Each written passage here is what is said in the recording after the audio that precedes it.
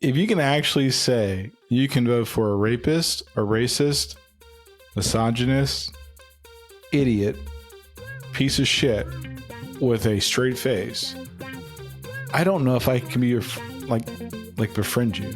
Like and to be clear, those are just the things he's been convicted of in a court of law.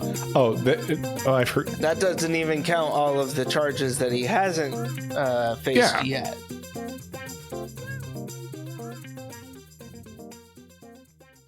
Why are people so quick to worship celebrity? Because they feel like it's an extension of them in that regard, that they can then enjoy and celebrate the highs of this person's career because they adore them so much. That's my belief anyways. Hit us up if you listen this far. Hit us up in the comments. Why do people worship celebrity? Like, I've never been in. You say that like I'm not going to cut this episode into a bunch of little pieces. It'll be like 30 seconds into this clip. It'll be like, if you've listened this far, which would be fair because not everybody makes it 30 seconds. But yeah, why? I'm curious. Why do people worship celebrities? I don't understand that. Like, I don't get it. Like, Cody Ko is having some hard times right now. I don't know who that is. Some guy, like, he just ended up in my YouTube feed. He's got funny videos. He's Canadian. And apparently, when he was 25, he slept with a 17-year-old or 17 or 18. We don't know. Yeah. Like, that's not the age has not been confirmed. And apparently, he's brought the wrath of some people on the internet, and my daughter's included. She goes, I can't believe you watch Cody Ko. I'm like, I don't know the thing about the celebrity. I don't know, and I don't care. Like, I'm watching the video because it's funny, and no, sexual assault's not cool, but it's like, I don't care about celebrities' lives. I really don't. Right. I don't want to know. I want you to do your job. I want you to. Well, and this is the whole thing is like, if you're not, invested in them emotionally and personally, which you shouldn't be. Because that's weird. These are complete strangers that you know nothing about other than what's published about Stop. them. I need Taylor Swift to endorse Kamala Harris. Before. Well, okay, yeah, but that's fine. Whatever. But even then, like, that's fine. You want to make your political endorsements. I'm just saying that, like, the obsession that some people have with celebrity, because it's not everybody. Like, I like John Cena, but I'm not, like, devoting my entire life to, to watching every John Cena thing and, like, consuming every piece of John Cena material and, like, obsessing about where is he right now. Like, I don't give a fuck with John. I can't even see it. But like, yeah, I don't understand people who, I assume it's often people who want to live vicariously through this celebrity. But for what? Because they find their own lives to be incredibly unsatisfying and or boring. Okay. And instead of investing in making that better, they decide that it's more worth it to just kind of ride the coattails of somebody else and feel like you're part of that. But yeah, like, I'm with you. I don't get it. Yeah, I can't subscribe to that. It's like The Rock. Like, I like The Rock. I like The Rock. Yeah, I liked The Rock. Now he just annoys me. Just like he does. He's annoying. He's very fucking annoying. I'm with you on that. Like, I was a big, if you put The Rock in a movie, I was gonna fucking watch it. Didn't matter what it was. And then he did Black Adam, and I was just like, yeah, it was his promo tour for Black Adam that did it for me. I love Superman, but I really didn't know how I could relate to Superman. When I first saw Black Adam comic book and I saw the cover, he looked intense. He had brown skin, and he was a superhero. I said, that's my guy. I want to be him. That was the beginning of the end. Kevin Hart, I've never really liked him. He's had a couple good specials. He's not really that funny. You know what was really unfunny was him hosting a couple of the Comedy Central roasts.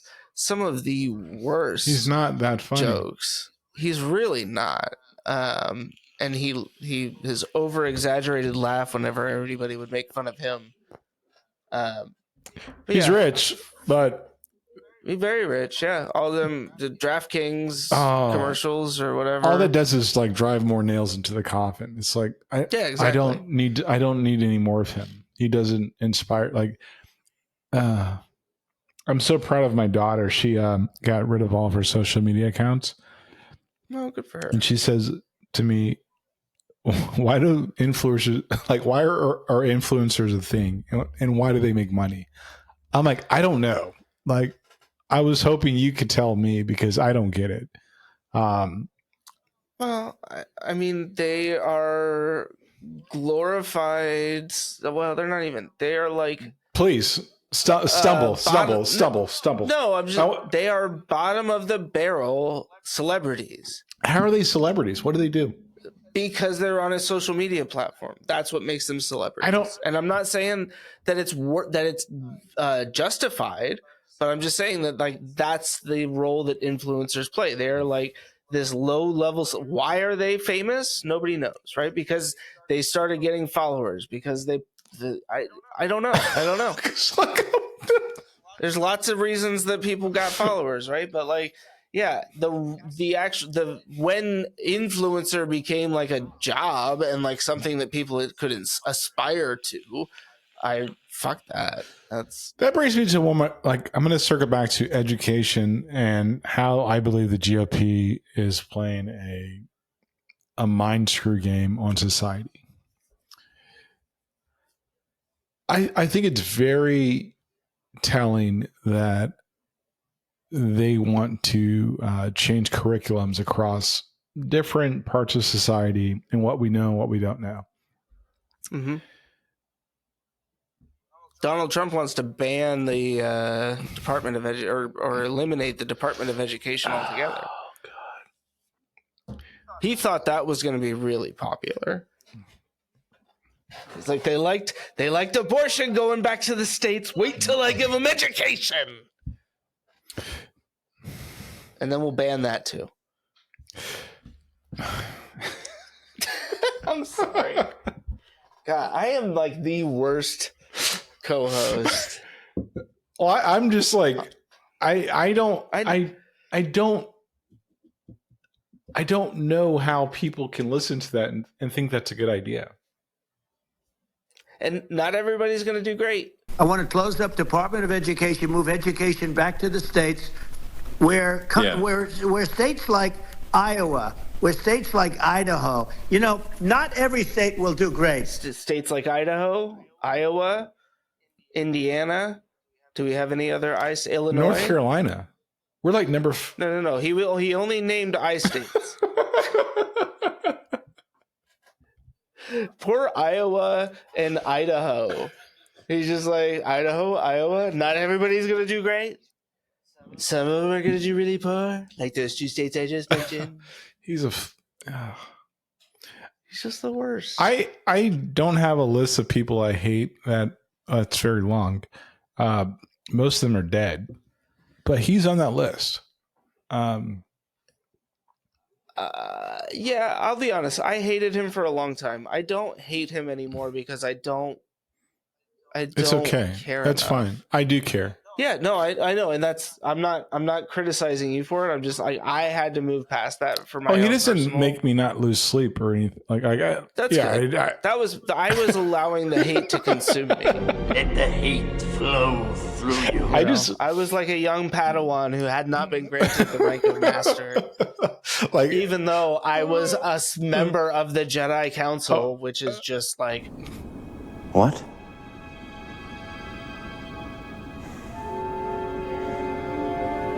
How can you do this? This is outrageous. It's unfair. Fucking ridiculous. I mean, I'm going to sleep. Like, Trump will not keep me from going to sleep.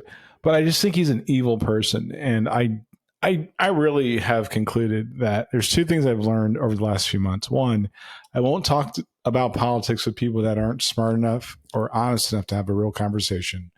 And yet you host a podcast with me. No, you're smart enough. And two, if you can actually say you can vote for a rapist, a racist, misogynist, idiot, piece of shit with a straight face, I don't know if I can be like befriend you. Like And to be clear, those are just the things he's been convicted of in a court of law. I've heard that doesn't even count all of the charges that he hasn't faced yet. He's a thief. He's been convicted. So it's just like and a liar. It's like I don't know if like we should, if we have a conversation, I can't be your friend. Like you can't rationalize any of those things. Yeah. And when you can't point to any policy to justify his behavior in those regards, right? It would be one thing if you're like, yeah, he's the worst person in the world, but from an economic standpoint, he has this amazing policy that we saw tremendous growth over the 4 years that he was president, and you can tie it directly to this because we can see this. Okay, you know what? I'll kind of give you that one, right? But you can't. You got nothing. There's zero, nothing. He gave a fucking tax credit to billionaires and millionaires, and that was Paul Ryan. And that was Paul Ryan's fucking plan. It wasn't even his. Let's just start with that. I gave literally the only thing he's done is help to repeal Roe v. Wade. Nope, and that wasn't even his plan. That was the Heritage Foundation. Well, right. That's right. Wait, what did Donald Trump do while he was... Wait, he did lead an insurrection to try and overthrow the government. He's like, well, I gave the most money to HBCUs. Actually, that was Obama, and the Republicans saw that bill from being signed. Did you hear JD Vance saying that he didn't really think that Mike Pence's life was in danger on January 6th? He needs to get something out of his mouth. Because he was asked whether or not he was concerned about being Donald Trump's vice president after the way he treated his last vice president. I mean, the guy wears guy liner. He lets people in. Which honestly, stop. Here's the thing that I can't get beyond. Like one of the things, this group insults your wife, and you rock with that. Yep. Every one of them. Are you kidding me? If I was Mitch McConnell, if I was Ted Cruz, if I was JD Vance, if I was, Lindsey Graham is dating Tim Scott, but Tim Scott's getting married. So they broke up. If Donald Trump... Well, they broke up on paper. If Donald Trump said something breezy about my wife, I don't need a press conference. I'm getting that, homie. Yeah. It's like, yo, my man, what are we doing? Like this is what you want to do? Like, what are you doing? Yeah. There's no way I'm getting on my knees and rubbing his thighs. These guys are pathetic with that. It's really sad. It's like the family values from like both sides. He talks crap about your family and you don't defend your family. No, but that's that party's view of family values, right? Is that you stand up for your family unless somebody richer and more powerful than you says something mean about them. And then you kiss their ass in the hopes that they'll let you, eat the table scraps. I'm good. From what's left over. I'm good. Yeah, exactly. It's a fucking joke. The hellish nightmare that these people paint for themselves in the future. I don't get it. Why would you want to live in How do they sleep at night? Like I could not sleep with a clear conscience knowing that this guy just insulted my wife. People that are as well educated Nikki Haley. Right? Dude talked about her husband. Yep. And she's like, I'm going to vote for him. Dude talked about her race and he won the primary against her, but she wants to come out here and act like we can't talk about race and win an election. Bitch, how the fuck did he beat you? Because it sure as fuck wasn't policy. It's sad. It's really sad.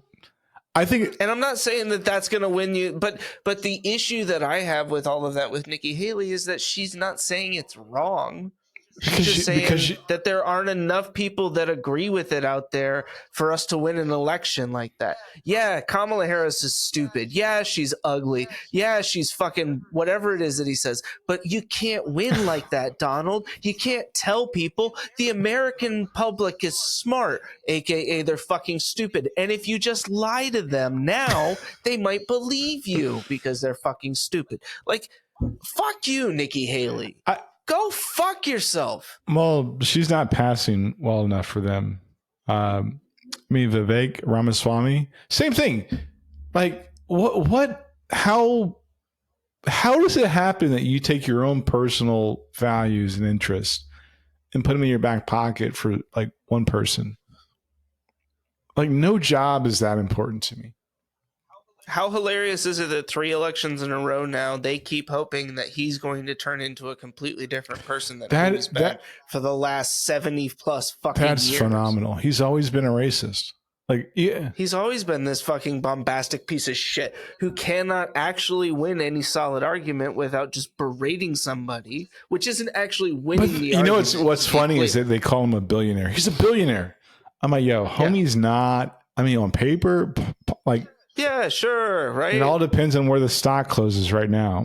But and how fucking grossly overvalued that stock is. I mean, he does live in a $2 billion apartment in Manhattan. But isn't it like 50 million square feet or something like that? I mean, he can't fix his tie though. Like, homie, your tie shouldn't go that low, right? Like, no, actually, he has to pay extra for all that fabric. I saw Scaramucci last night say, if you call him fat or old, he loses his mind. Well, I hope that fat old piece of shit hears this. Oh man, you know why I don't like talking about him? Because I don't have the patience for the people that like lose their crap. The comments that we're gonna get. Oh, it's on. It's like, man, I don't look. If you like that guy, that's great. I don't care. I don't know you. I don't need to know you. But he's a clown. Also, your comments and your opinions will not affect me in any way, shape, or form in terms of who I'm going to vote for in the upcoming election. Yeah, and you can do all the copium you like. Just like do 2 lines. Just like Don Jr., like who's always, homie's been wired for a minute. He's just like, isn't he the one? So supposedly him and Tucker Carlson were the 2 guys that were really pushing for JD Vance. Hilarious. What is Tucker Carlson? What do you think that's all about? Because we know he hates Trump because we've seen the text messages. So why on earth would he recommend JD Vance, who honestly is probably one of the worst choices available to Trump as a vice presidential? It's all about. Is it a sabotage? It's the grift. Okay. Like I really believe it just gives him more to talk about. It's all about the grift. Gotcha. It has nothing to do with nothing. It's a group of people on like life support. Like the GOP has been like flatlined since, I would say, Romney. Because I mean, I think even during Romney, that was the Tea Party, the insurgents of the Tea Party, because that's when what's his name, Paul Rand showed up, and he was all about nothing. And he was a libertarian in Republicans' clothing. And libertarians, libertarians and Jill Stein's, what is it, the Green Party? Green Party? Yeah. God, please just go somewhere and just shut up. Did you hear the story about RFK Jr. Finding the bear? Yeah, and hiding it in Central Park. Gosh, because he didn't have time to. He's a clown too, man. Like, why wouldn't you just leave it in the back of your truck when you go to the airport? Why would you pick it up? Let's just start with that. He's a clown. He's just another grifter, and I just don't. I think we need another party, true, but it can't be the clown brigade. Do you think that moving beyond the 2 parties runs the risk? I mean, I guess not really, because you think about it, how few of the population participate in the actual less than election 40% of our population votes. But I'm just saying, like, do you worry about not having a majority selection? Like, if it was, 40, 20, 20, and only 40%, no, that doesn't matter. It doesn't matter to me. Because I mean, we're at a point now where we've got more independents than we have Republicans or Democrats. So it actually kind of makes sense that you would just not have to worry about whether or not it's a majority. Yeah, their fight. All right, here's the math. There's a 9 to 10% sliver of independents that flip an election, and there's 7% MAGA voters, like true MAGA voters, who only vote because it's MAGA. So those two like contingencies of are like, is that the right word? I just okay. No, it was excellent diction. They are swaying elections, and the 7% is new. Yeah, they won't. Well, which is why Republicans have latched on to Trump, because they recognize that they cannot activate that 7% anywhere else, and without that 7%, they can't even get close to winning anything at the national level. That's another reason why they don't want to abolish the electoral college. Because of math. Because that would literally be the end of it for them. It's math. It has nothing to do with like, again, two of the last three, the last two elections where they did not have an incumbent running. No, the last three elections where they did not have an incumbent running. Right. For re-election, they have lost the popular vote. And the problem for them is that Trump won in 2016, and that is their meal ticket. And it's not the third time, ladies and gentlemen. It's the fourth time. But you're so right that it's such a stupid thing to look at that and think that's our meal ticket, right? That this bombastic, crazy piece of authoritarian shit is our best option to remain relevant, as opposed to evaluating any of our positions on a number of topics and saying, maybe we've chased off too many people. Maybe campaigning for the hard right evangelicals is not the way to win elections. And they're barely anymore. 6%. Right. They're barely 6%. And that number of like evangelicals and even like Christianity as a whole in this country is like dropping. So it's like, it's math. Thanks for checking out the Chris and Andre show. Remember, unlike yourself in middle school, those like and subscribe buttons aren't going to hit themselves. And be sure to leave a comment with your favorite part of the show or a topic you'd like us to cover in the future. As always, stay salty.